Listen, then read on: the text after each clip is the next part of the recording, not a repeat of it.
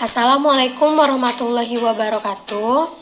Baiklah, kami dari kelompok 1, kelas S13A, Sekolah Tinggi Ilmu Farmasi Riau yang beranggotakan Ersa Isdihani, saya sendiri Indah Wahyuni, Liza Elvira, Ninda Fitria, Nur Hirdayanti, Nurul Aisyah, Resi Oktamara Diwa, dan Wahyuni. Kali ini kami akan menjelaskan materi kami mengenai anatomi dan fisiologi ginjal dengan dosen pengampu Ibu Apoteker Mira Febrina MSc. Berikut merupakan anatomi dari ginjal, di mana letak ginjal yaitu terbentang dari vertebra torkalis ke-12 sampai vertebra lumbalis ketiga atau terletak di sekitar pinggang kita. Kemudian terdapat kelenjar adrenal yang terletak di kutub superior setiap ginjal. Tetapi kelenjar adrenal ini tidak berhubungan secara langsung dengan proses eliminasi urin. Letak ginjal lebih tepatnya yaitu terletak di dinding abdomen posterior, masing-masing satu buah di sisi kiri dan kanan kolom vertebrata, di belakang peritoneum dan di bawah diafragma dan dilindungi sangkar iga.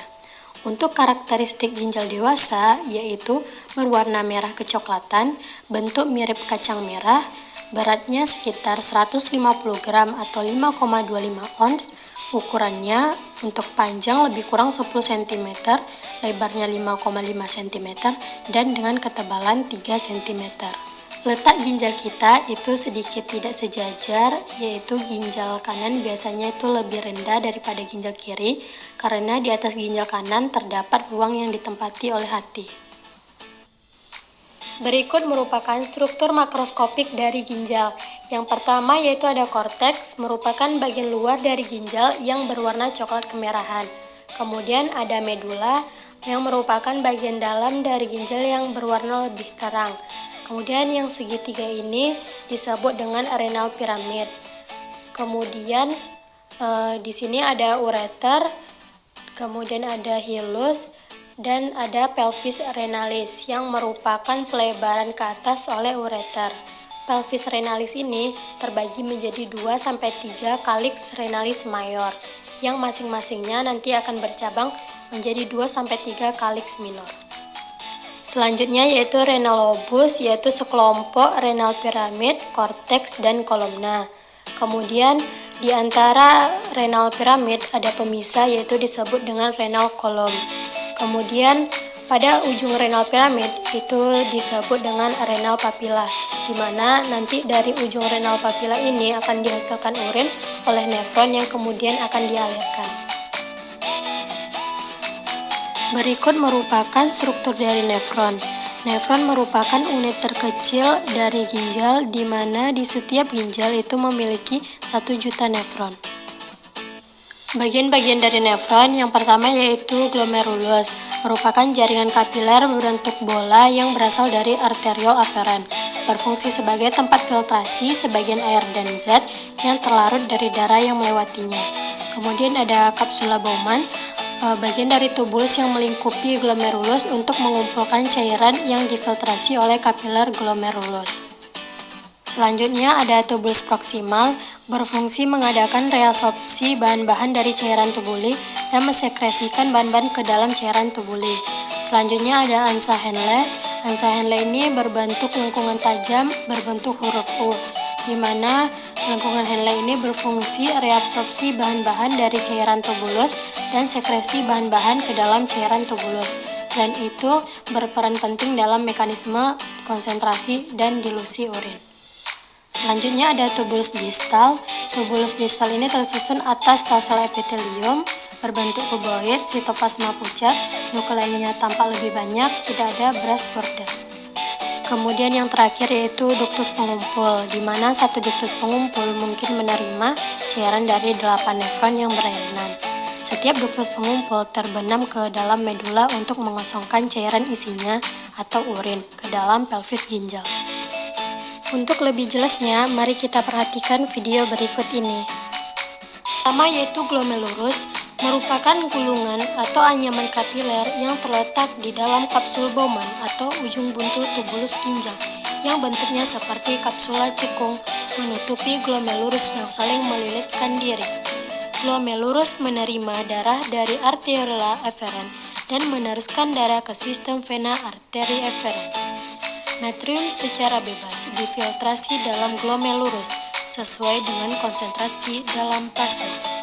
Kalium juga difiltrasi secara bebas, namun diperkirakan 10-20% kalium plasma diikat oleh protein dan tidak bebas difiltrasi, sehingga kalium dalam keadaan normal. 2. Tubulus proximal convolutan. Tubulus proximal convolutan yang langsung berhubungan dengan kapsul Bowman dengan panjang 15 mm dan diameter 55 mm. Bentuknya berkelok-kelok menjalar dari korteks ke bagian medula dan kembali ke korteks. Sekitar 2/3 dari natrium yang terfiltrasi diabsorpsi secara isotermik bersama klorida dan melibatkan transportasi aktif natrium.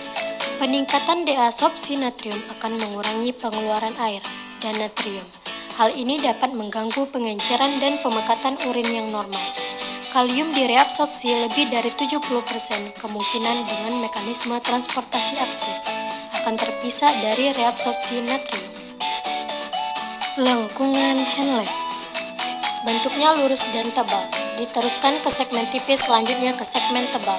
Panjang 12 mm, total panjang ansa Henle 2-14 mm. Klorida secara aktif diserap kembali pada cabang asenden ansa Henle, dan natrium bergerak secara pasif untuk mempertahankan penetralan listrik. Sekitar 25% natrium yang difiltrasi diserap kembali, karena nefron bersifat tidak permeabel terhadap air. Reabsorpsi klorida dan natrium di asenden Henle penting untuk pemekatan urin, karena membantu mempertahankan integritas gradian konsentrasi medula. Kalium terfiltrasi sekitar 20-25 diabsorpsi pada pas asenden dan lengkungan Henle. Proses pasti terjadi karena gradien elektrokimia yang timbul sebagai akibat dari reabsorpsi aktif klorida pada segmen level ini. Tubulus distalis. Bagian tubulus ginjal yang berkelok-kelok dan jauh letaknya dari kapsula Bowman. Panjangnya 5 mm. Tubulus distalis dari masing-masing nefron bermuara ke duktus pengumpul yang panjangnya 20 mm. Masing-masing duktus pengumpul berjalan melalui korteks dan medula ginjal, bersatu membentuk suatu duktus yang berjalan lurus dan bermuara ke dalam duktus Bellini, dan seterusnya menuju kalix minor, ke kalix mayor, dan akhirnya mengosongkan isinya ke dalam pelvis renalis, piramid medula ginjal. Panjang nefron keseluruhan ditambah duktus colligens 45-65 mm. Nefron yang berasal dari glomerulus cortex atau nefron cortex mempunyai ansa Henle yang memanjang ke dalam piramid medula. Ductus colligentes medula bukan merupakan saluran metabolik tidak aktif, tetapi pengaturan secara halus ekskresi natrium urin terjadi di sini, dengan aldosteron yang paling berperan terhadap reabsorpsi natrium. Peningkatan aldosteron dihubungkan dengan peningkatan reabsorpsi natrium. Duktus ini memiliki kemampuan bereabsorpsi dan menyekresi kalium. Reabsorpsi aktif kalium ini terjadi dalam duktus Colligen medula. Baiklah, selanjutnya ada fungsi ginjal, di mana fungsi ginjal yang pertama ada mengatur volume air dalam tubuh, mengatur keseimbangan osmotik dan mempertahankan ion yang optimal dalam plasma, mengatur keseimbangan asam basa cairan tubuh, ekskresi sisa hasil metabolisme, dan fungsi hormonal dalam metabolisme. Dan yang kelima ada faktor yang mempengaruhi kerusakan ginjal, yaitu ada beberapa. Di antaranya yang pertama ada obat atau zat kimia toksik, di mana pada obat-obatan yang bersifat nefrotoksik, misalnya seperti acetaminophen, NSAID, dan aminoglikosida, sedangkan contoh zat kimia toksik adalah pewarna sintesis, metanyl yellow, rhodamin B, dan amaran. Yang kedua ada dosis. Semakin tinggi dosis suatu zat yang diberikan, maka akan semakin tinggi pula kerusakan sel yang diakibatkan. Yang ketiga ada nutrisi, di mana keadaan gizi atau nutrisi diperlukan untuk mempertahankan fungsi fisiologi dari suatu sel. Dan yang keempat ada usia. Pada usia lanjut akan terjadi kemunduran fungsi ginjal ginjal, sehingga ginjal lebih rentan mengalami kerusakan. Dan yang kelima adalah jenis kelamin, di mana jenis kelamin berkaitan dengan proses hormonal yang berpengaruh terhadap proses metabolisme di dalam tubuh. Yang keenam ada penyakit atau infeksi.